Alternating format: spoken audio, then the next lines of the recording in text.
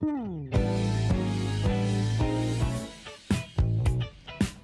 savez-vous vraiment de la personne avec qui vous négociez?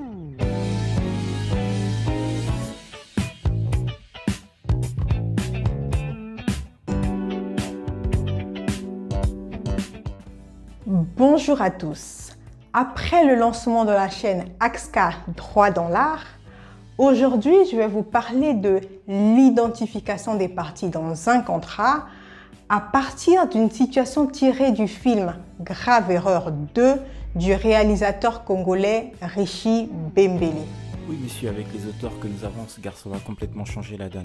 Dans votre vie au quotidien, vous êtes amené à faire certaines actions. Accepter de faire un travail, louer ou faire louer une maison, acheter ou vendre une voiture ou encore accepter de se mettre en relation avec une personne pour faire des affaires.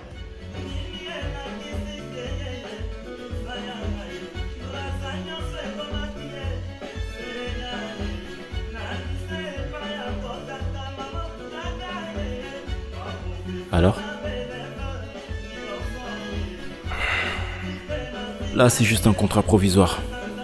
C'est pour justifier l'argent que je vais vous remettre et pour être sûr aussi qu'une fois sorti de l'hôpital, vous ne changerez pas d'avis votre petit frère.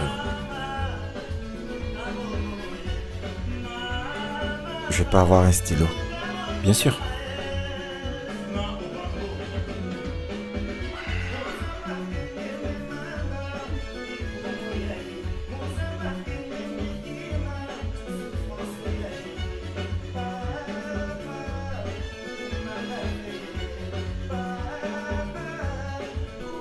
Ces actions vous amènent donc à négocier ou à entrer en relation avec une autre personne.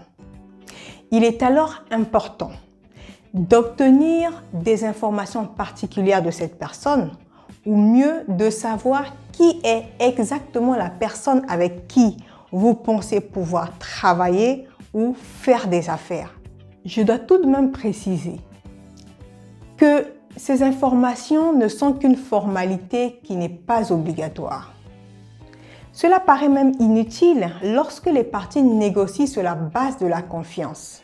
Je ne devais pas vous le dire maintenant, mais préparez-vous à connaître une vie de rêve aux côtés de votre petit frère. Il y a 2 millions de dons. Je vais me marier dans une semaine et je ne pourrai donc pas être avec vous. Prévenez-moi juste quand vous sortirez de l'hôpital. Comptez sur moi, monsieur. Je ne sais comment vous remercier. Vous l'avez fait avec ce contrat. Merci, monsieur. Maintenant, allez remettre ma star sur pied. Tout de suite, monsieur. Encore merci. J'ai dit formalité non obligatoire, c'est vrai. Mais attention, ça reste une précaution fortement recommandée. Car la négligence de cette formalité ou la mauvaise identification des parties dans un contrat peut entraîner de graves conséquences.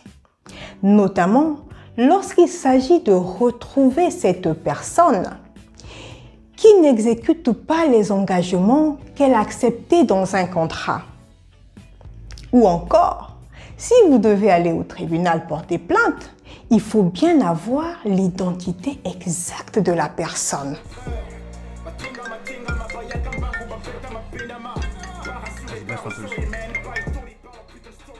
Salut Benzo. On dit quoi, mec? Ouais, ça va tranquille, je suis debout. Écoute mec, je sais pas, mais je crois qu'il y a un truc qui va pas avec l'artiste. De quel artiste tu me parles?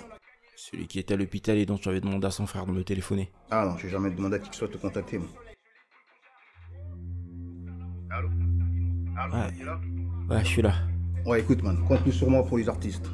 Ok? C'est mort. De toute façon, je ne trouve pas qui reçoit ce que tu cherches. Allez, on est ensemble, on se capte. On se sent. Merde. Merde.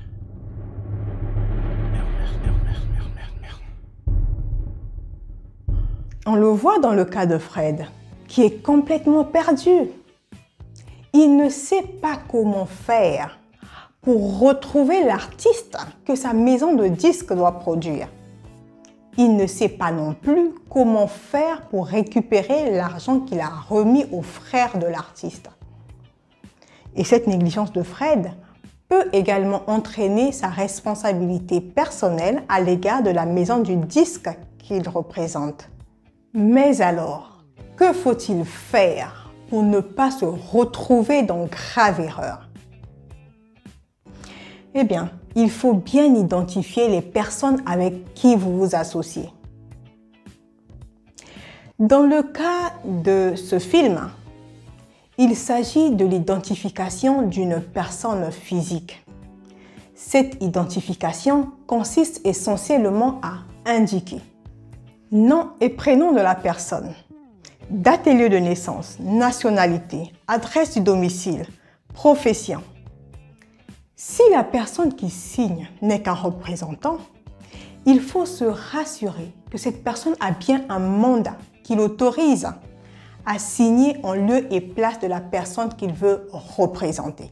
Pour comprendre et connaître la fin de l'histoire de Fred, je vous recommande de suivre le film Grave Erreur 2 et aussi Grave Erreur 1 à partir des informations dans la description de cette vidéo. Laissez-moi vos commentaires et dites-moi s'il y a d'autres séquences de films que vous aimeriez associer au droit. Merci d'avoir suivi cette vidéo. N'oubliez pas de liker et de la partager. Abonnez-vous à la chaîne si ce n'est pas encore fait et n'oubliez pas d'activer la cloche de notification pour être informé de nos prochaines vidéos. À bientôt, portez-vous bien.